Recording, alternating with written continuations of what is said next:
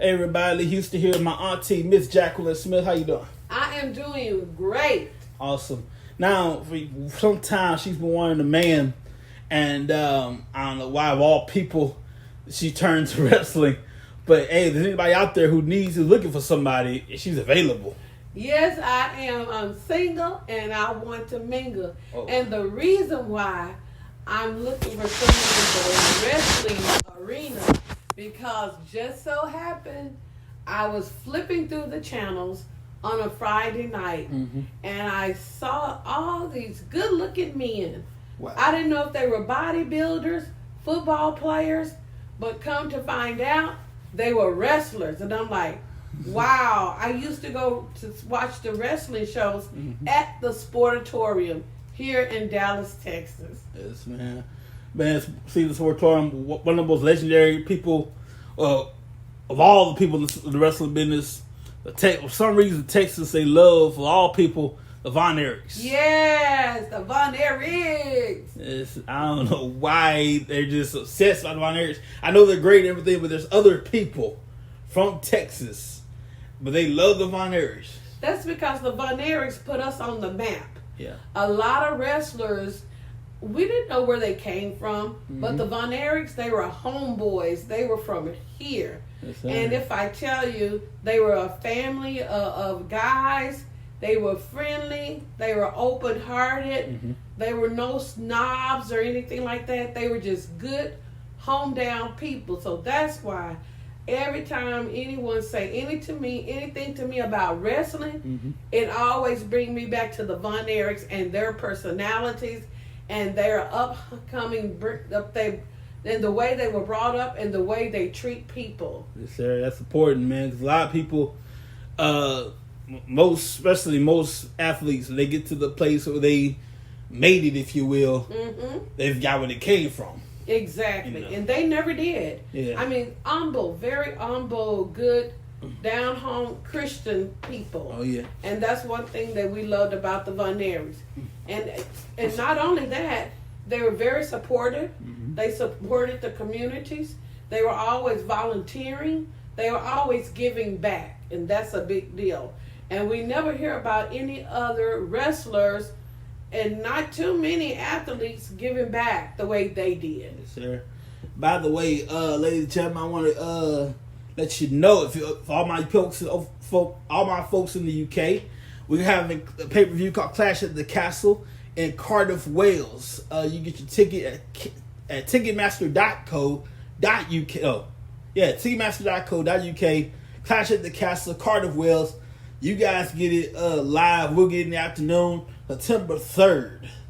I should be good at the Principality Stadium. And of course, you can't afford live check out on Peacock. Click our little corner WWE, and there you go. Let's talk real quick about then versus now. Like wrestling then versus wrestling nowadays. Which is better, which is worse? Of course, '80s wasn't all glitz and glamour. We had some mishaps back then. What would be your favorite moments back then? Let me tell you, we had the opportunity. It wasn't all glitz and glam the way it is now.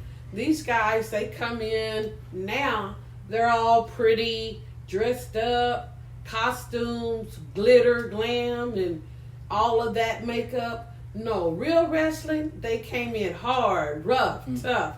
They were at the Sportatorium. If you don't know anything about the Sportatorium, that is where it was happening in Dallas on Lamar Street, downtown Dallas. And those guys, when they came, they meant business. Now it's pretty much for show. Back then, they were really wrestling. And they were not just giving us a show, but they was showing us how you can participate in a sport such as that, and not just treat it as it's not a profession, because it was a profession. Now it's almost like you're glorified as more of a celebrity wrestler, and back then you were just a wrestler. Everybody knew you. You were touchable. You were humble and free-spirited, and it didn't matter. If you wanted somebody to come hang out with, or even to go to dinner with, or to go to lunch. If you saw them in public, they were approachable. Now, these guys today, I don't know, because I've never seen them out anywhere in public around the people that support them financially by purchasing tickets and things like that. So, with that said, not saying that they're not, but I haven't seen it. And I just recently started watching on Friday nights simply because I was flickering through the channels and it caught my eye because I thought wrestling had just went away altogether. Oh, no. We've been around for quite some time. By the way, I think this is the guy you was looking, one of the men you were looking at, Roman Reigns, our current, undisputed, by the way, Universal Champion. The last time we had, we gotta go back a month ago, WrestleMania right here in Dallas, Texas, or Arlington, Texas. We had the Universal Championship match between Brock Lesnar and Roman Reigns. Now, here's my problem with that. If you're gonna unify a championship, it should be you should do it rarely. Not because the WWE Championship has been unified. I count 4 times over the past century. I count 2001, 2002, 2014, 15. I want 2014. 2001, 2002, 2014, 2022. 4 different years. Eventually, you keep doing that, it makes it worthless. And then, if you're going to do that, and then down the road, let's say come summertime, we're going to split the titles up. You just wasted time. The championship needs to mean something. It most definitely, but not only that. And let me just say this. I want to insert this. Now it's more women that are wrestling. Back then, you didn't see women wrestlers. At least we didn't see them. They didn't come to the sportatorium. But now you see the women wrestlers as well. And I was just informed that it was 2 female wrestlers who just walked out. Where did they go? What are they doing? That's Naomi and Sasha Banks. They didn't like the direction their character was going, I guess. And live on the air, by the way, they walked out of the show. Wow. They went to a guy named John Laurinaitis, one of the powers that be behind the scenes, laid their championship belts on his desk, walked out. That was, almost a week ago, 2 weeks ago? And nobody is, as far as WWE is concerned, and nobody's heard from them since. Wow.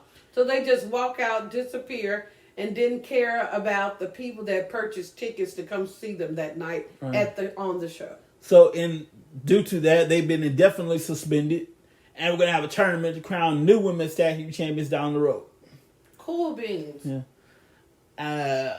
Definitely, I don't know how long that could be like a whole year. It's May. That could be like the rest of the year. Yeah. And at least I want to correct. They haven't been fired. It's been definitely suspended. Okay. But that card is still there, in case they say, you know what, it's not worth it. Let them go, and they'll be released. The release is a soft way, and the rest of the business saying you got fired. Oh, okay. Yeah. Gotcha. So if the powers that be feel like, you know what, it's not worth my time. It's not worth the hassle. I'm just letting them go all together, and they'll go where they want. But the problem is when you're releasing from WWE, you have what's called the no compete clause in your contract. That's 90 days. That's 3 months. So they can't compete anywhere for 90 days. Yeah, now they can make appearances here and there. They can't get in the ring and wrestle for 90 days. Oh wow! You can still make a deal with for a contract with that company. You can work for another company. You can't wrestle. You're still fresh from your release, and because your intellectual property that ties in that too. Yeah, that's amazing to me. So they can make the appearances, do any and everything except for wrestle. So what's the purpose? I don't know. Because they're still getting they're still getting paid, regardless, to show up somewhere, for the appearance. I'm going to go back to the championship meaning something. I reminds me of the Usos. Roman Reigns' cousins, Jimmy and Jey Uso. They recently become the undisputed tag team champions, and that was kind of stupid because they had the Raw tag team, SmackDown tag team championship unified. Now all three have all the major titles, and it's not it. It would be one thing if it was a pay-per-view, but you did it on SmackDown, which is like an average show. So you didn't really take advantage of that. You could say that for SummerSlam. You could say it for Royal Rumble. You could say that for Survivor Series. Our big major pay-per-views. No, you want to do it on regular SmackDown. That's like the rare opportunity to eat steak against an everyday burger. Right. That don't make no sense. Not at all. Not at all. And then on top of that, like I love how Paul Heyman applied the pressure. Paul Heyman, if you haven't heard of this guy, you need to look him up. One of the greatest minds in the wrestling business. He's a manager, been there, done that. He's done it all. He's managed all the great champions. He's done something no other manager's ever done. He's managed undisputed champions. Wow. The Wizard of Wrestling, he didn't do that. Bobby Heenan, he didn't do that. The late great Mr. Fuji, he didn't do that. Paul Heyman has that just mind. He taps into what a wrestling fan wants, and he basically told the Usos this: you are the direct descendants of Alpha and Zika, the Wild Samoans. Basically, you call yourself the greatest tag team of all time. You don't win this match, you wasting everybody's time. You call yourself the greatest tag team. You win this match. Don't bother come back to this family ever again. Basically, he said, "Win it all, like take it all, leave with none." Wow. And Roman Reigns kind of towards the end kind of put his little 2 cents in there. But by hook or crook, they are your undisputed tag team champions. And I'm looking forward to the summer because there's a lot of opportunities you can go with that. A lot of ways you can go with that. Wow. But back then, like, was there ever a wrestler like back then that you thought wasn't worthy a championship gold? You know, we were just so focused on the Von Erichs because they were our homeboys, our go-to guys. So we never thought, we really thought they were just gold altogether. So nobody could beat them. No one could outdo anything to the Von Erichs simply because, you know, their dad, Fitz Von Erich, he started all of this and got all of his sons involved in wrestling, and they just became like an empire of wrestlers and the greatest wrestlers ever. That's awesome. Like, if I go back old school, one of my favorite matches to watch back then, well, not back then, but like when I look at it, how it was back then, what was interesting matches of all time, Hogan and Andre. Hogan and Andre the Giant, WrestleMania 3. Yeah, WrestleMania 3. A lot of the rule of thumb is like any big match, whatever they did prior to that, forget about it. This one's the biggest it'll ever be. They've wrestled before all over the world, Hogan and Andre the Giant. But this match right here was like bigger, and Andre was the challenger, Hogan was the champion, and like the day leading up to that, Andre didn't tell nobody his back is killing him. Wow. My back, like we told a few people, Vince and somebody else, hey, I gotta get out of here. My back is just Andre told Vince McMahon, I'm ready to go. Ready to go is in like no more rest. No, like I'm ready to end it all. His life and everything. Wow. He was in that much pain.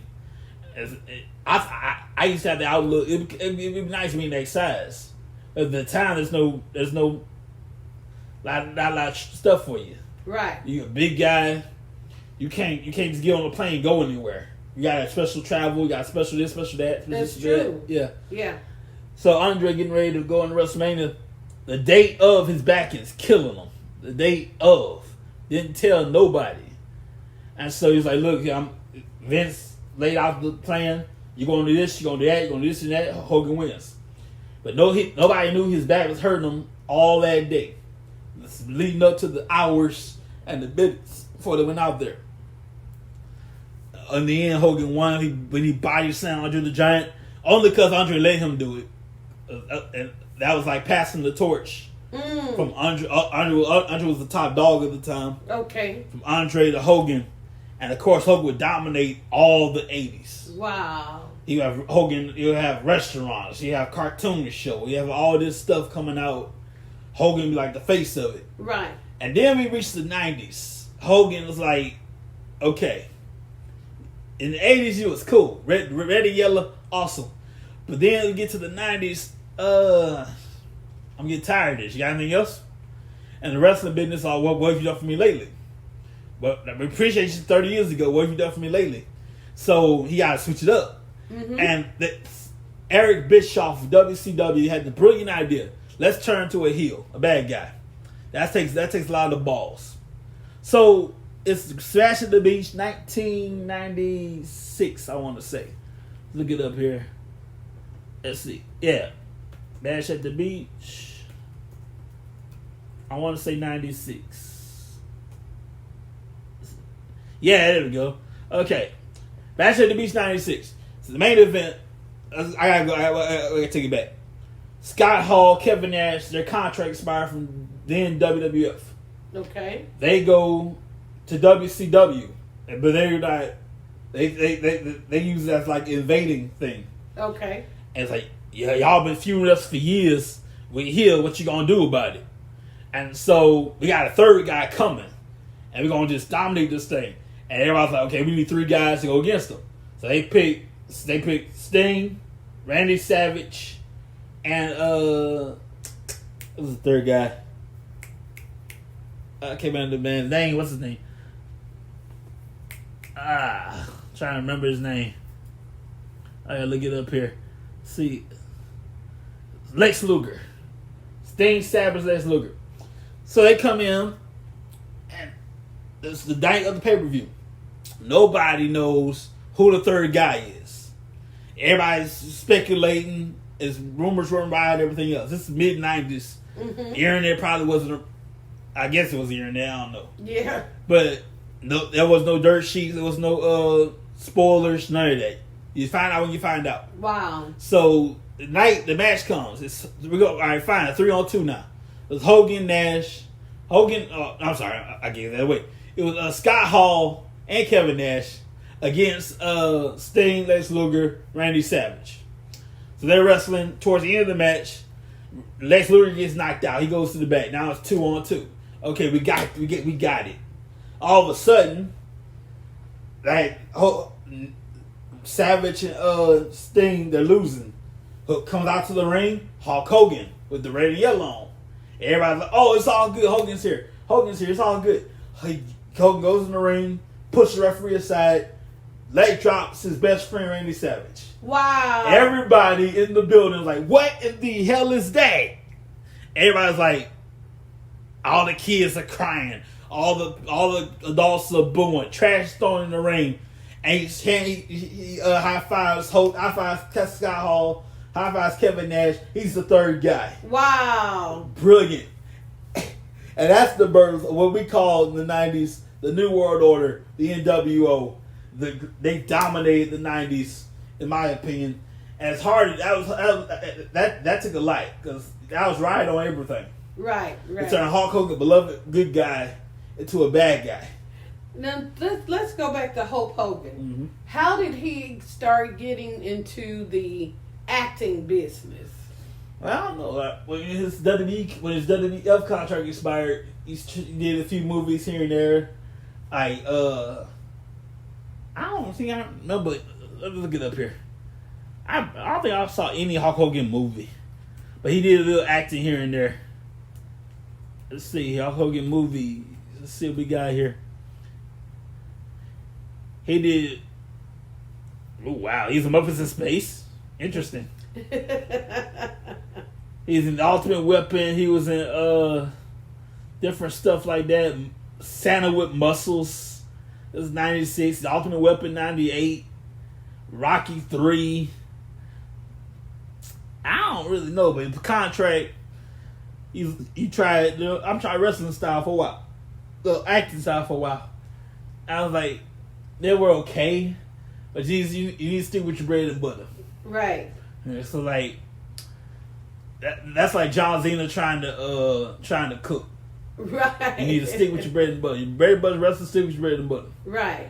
Now I do know John Cena. I know The Rock, who have also been introduced to the wrestling arena as well. And so, what are they doing now? Well, both of them are doing movies. The Rock is rumored to be getting ready for WrestleMania 39 in California. It'll be right where the Super Bowl was. Cool. So that'll be interesting. We're on the street. We're trying to set up Roman Reigns, The Rock. Well, I don't know if he'll still be undisputed by then for the championship next year or something. That's a whole year from now. Anything and everything can happen between then and now. Cool, baby. John Cena, he's getting ready. He says he's supposed to come over soon. John Cena, I've talked dirt about this guy for years on Facebook. For years, he's slowly warming up to me. You know, I respect John Cena. I just don't like his character. Why is that? Is he arrogant? No, he's a good guy in the wrestling business, and that was just too much. I'm like, bro, you're like this dude. In my opinion, he had his head surgically removed from Vince's butt. Like, bro, come on. He refused to turn heel. Turn heel is to go bad guy. All his career has been a good guy. When John Cena first got here, I never forget the night. I forgot the night. It was 2002. It was an open challenge match. Kurt Angle, at the time, first Olympic gold medalist, the only Olympic gold medalist in professional wrestling, at an open challenge match. I'm gonna give somebody an opportunity to come up, step up, see what you got. A young John Cena walks down the ring, and Kurt Angle said, "What's the one quality you possess that makes you think you can beat me?" John Cena said, "Ruthless aggression." Slapped the mess out of him. He lost that night. But John Cena at the time was slowly headed. You know, John Cena was the young John Cena. He's okay, but John Cena is one of the only two people in the world that could claim they're a 16-time world champion. The other, of course, Ric Flair. Wow. There is a spot in the Hall of Fame for John Cena, but just not right now. But eventually, I like to see him in the Hall of Fame. I can too. And I would like to see that. That'd be awesome. I can too. Now, I remember watching one of the talk shows that he was on. Kelly Clarkson talk show, not too long ago.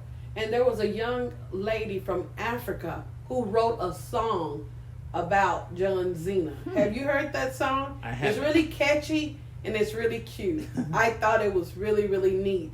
As she was performing the song, she did not know that he was there. Wow. So as she was performing, he walks out behind her and surprises her like cool. crazy.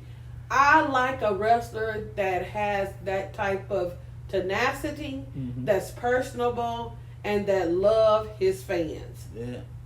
Of course, every wrestler should love their fans. That's the reason why you're here in the first place. Exactly. A lot of people like well, there's difference between like keeping up what we call kayfabe. Keeping kayfabe like stays, keep your character going. Keep the character going. Kayfabe is the secret sauce to wrestling. That's what makes wrestling work. Without kayfabe, it's not gonna work.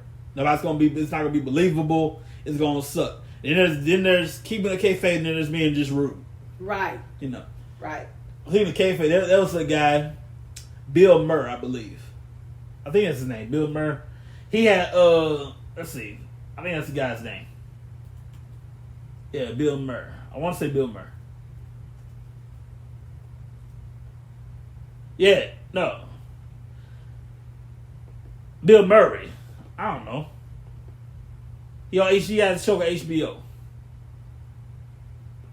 See, I gotta look it up here. Y'all, give me 1 second here. I gotta look it up.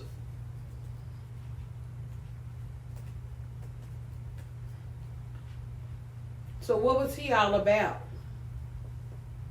Basically, what happened... I can't remember the name of the guy. But anyway, he had Roddy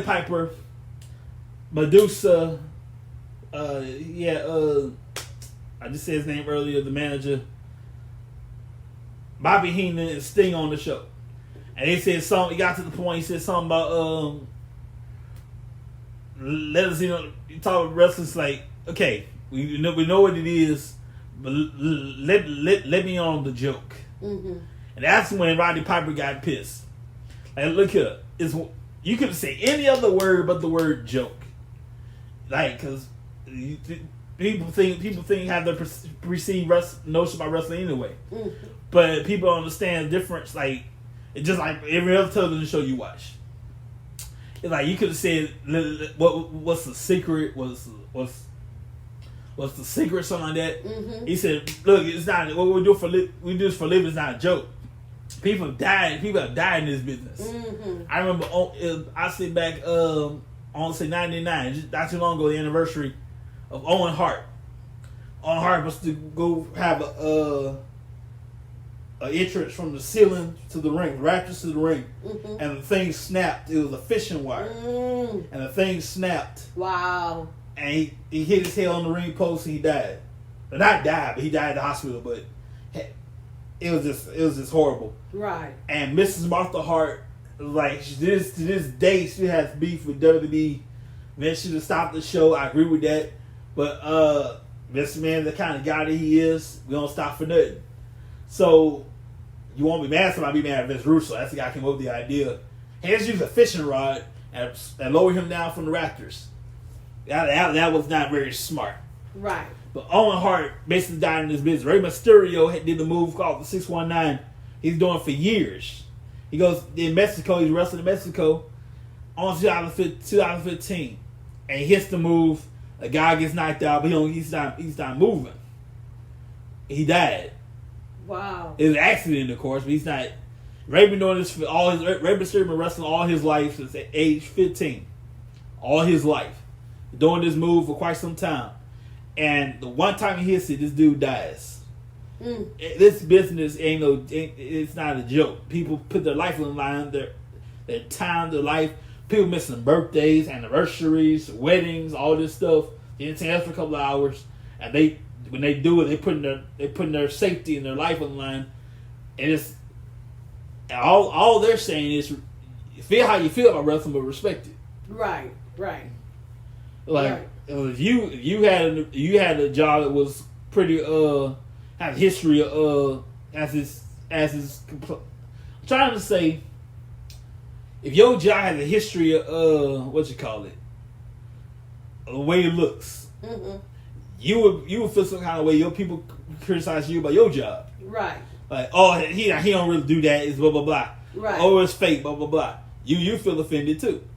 If you was a football player and you know your job as a whole lot of shady stuff, you feel offended. Somebody disrespect your job, right? So all they doing, they just wanted respect for theirs, and we could give them that. Oh yeah, definitely. I mentioned Owen Hart a while ago. There's a pay-per-view this Sunday. It's called Double or Nothing from AEW, All Elite Wrestling. A little something new nowadays, All Elite Wrestling. And I just had it up here. Give me 1 second here. Yeah. It's going to be in Paradise, Nevada. I'm not going to go through the card much because y'all know what's up. But one match I'm looking forward to. These are basically young wrestlers nowadays. Mm-hmm. And there's a guy named Maxwell Jacob Freeman, MJF. He's going to take on Wardlow. If he wins this match, he'll be released from his contract with MJF and get signed with AEW. If he loses, he's out of AEW altogether. This guy go through almost like they did Chris Jericho with the 12 Labors of Jericho last year. Chris Jericho had to wrestle. He had one hand on MJF. The problem is he had to go through the 12 Labors of Jericho. Wrestle all 12 matches, can't lose one. Mm. If you win all your 12 matches, you get your hands on this guy and do whatever you want to him. This Sunday, I'm looking forward to it.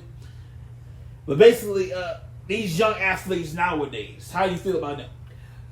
Well, I think that they are not taking the sports, and we could say sports, I could say the art as a, taking it serious. Mm-hmm. Like I said, you have some that are actually in it just for show and glamour. Then you have some that may be in it for the actual business aspect of it. But what I would like to see is that the young ones not only go in to wrestle, but to go in and start managing, start directing, and start, executing and being over some of these actual events. That'd be good. Ladies and gentlemen, I mentioned Owen Hart earlier. It's a tournament, the Owen Hart tournament, the Owen Hart Cup. The finals of this will take place this Sunday at Double or Nothing in AEW. In my opinion, this whole tournament, the only reason they're doing it, they can use Owen Hart's name, because as far as Martha was concerned, this was take place in WWE. She like, hell no.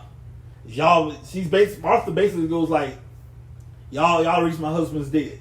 Mm-hmm. I agree with that, and then I don't at the same time. Like, accidents happen in this business, and unfortunately, that's an unnecessary accident. But at the same time, you can't. She could, but you can't go on with this forever.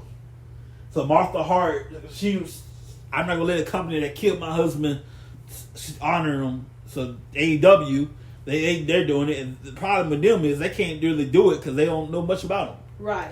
When Owen was coming up, all these people was in high school, college, weren't even born yet.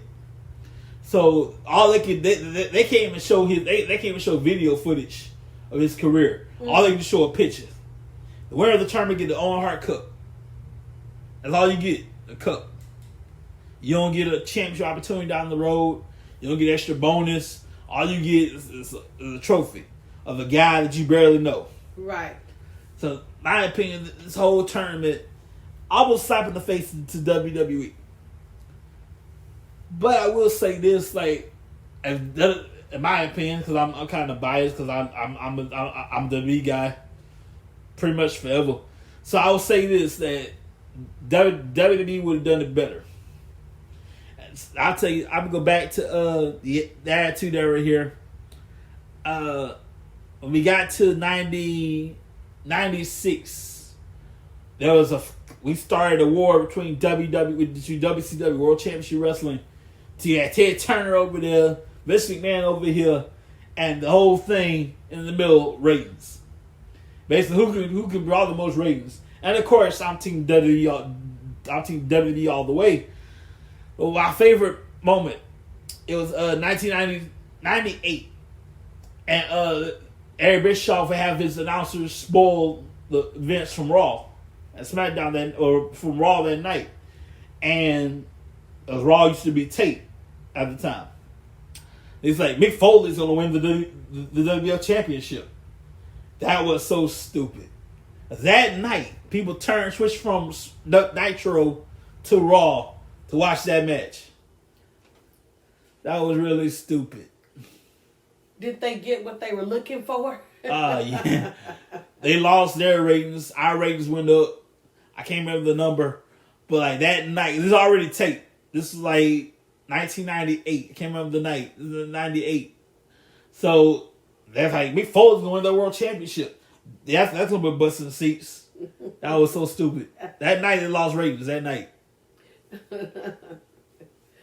Well, I tell you one thing, I have enjoyed being the guest on this show. Mm-hmm. So I am going to go and take a nap right about now. Yes, ladies and gentlemen, I want to thank my auntie for being here. By the way, check out SmackDown about not too far from here, 7 o'clock on Fox.